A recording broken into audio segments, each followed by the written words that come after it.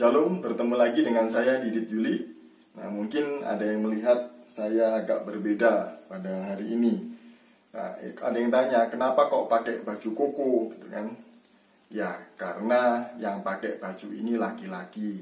Kalau yang pakai perempuan pasti disebut baju CC. Nah, juga ada yang bertanya mungkin, itu kok kan baju Islam gitu kan? Jadi ini bukan baju Islam, tapi baju ini lebih Kristen. Karena sudah pernah saya pakai berkhotbah dan juga membaptis orang. Dalam kesempatan kali ini saya ingin menanggapi video dari Mualaf Channel yang mengatakan bahwa Yesus sebenarnya adalah seorang Muslim atau Islam. Mari kita lihat bersama-sama videonya.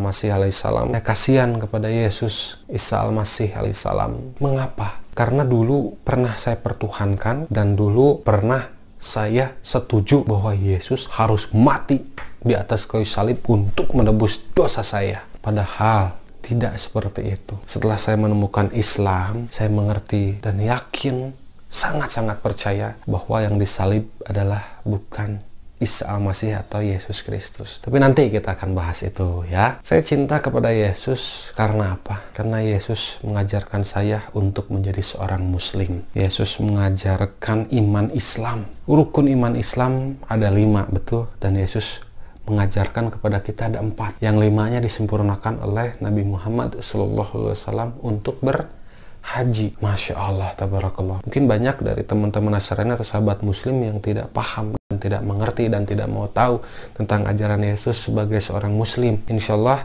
spesial bulan Ramadan saya akan jelaskan satu persatu per video. Insya Allah bagaimana Yesus mengajarkan kita untuk menjadi Muslim. Dan kami percaya di dalam Al-Quran bahwa Isa al-Masih atau Yesus Kristus ini adalah seorang Islam, seorang Muslim sejati yang belum sempurna ajarannya. Sempurnakan oleh Nabi terakhir yang diutus oleh Allah, Nabi Muhammad Sallallahu Alaihi Wasallam. Masya Allah, tabarakallah. Jadi dia juga mengatakan bahwa sebenarnya Yesus tidak mati di salib. Nah, menjadi pertanyaan saya, lalu siapakah yang disalib?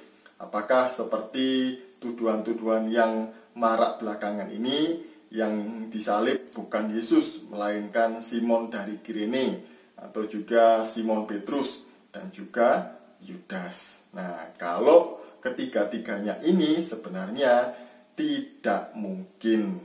Misalnya juga Yudas. Yudas sebelum Yesus disalib sudah mati bunuh diri terlebih dahulu.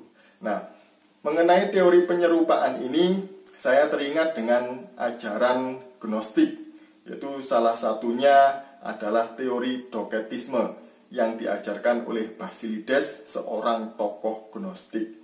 Dia mengatakan bahwa Yesus tidak mati di salib, tetapi digantikan oleh Simon dari Kirene. Nah, ajaran Gnostik juga selaras dengan ini, yang mengatakan bahwa Yesus bukan sungguh-sungguh manusia, sehingga tidak mungkin bayangan Yesus bisa disalibkan. Nah, juga Ahmadiyah atau kelompok Ahmadiyah menganut teori ini. Dia juga mengatakan seperti ini, bahwa Yesus sebenarnya tidak disalib, tapi dia mampu meloloskan diri ketika dia akan disalib dan melanjutkan perjalanannya ke India. Jadi sudah jelas ya dari mana datangnya teori penyerupaan Yesus di kayu salib. Yang kedua, dia juga mengatakan bahwa sebenarnya Yesus itu mengajarkan untuk menjadi seorang Muslim karena dia mengajarkan 4 rukun iman.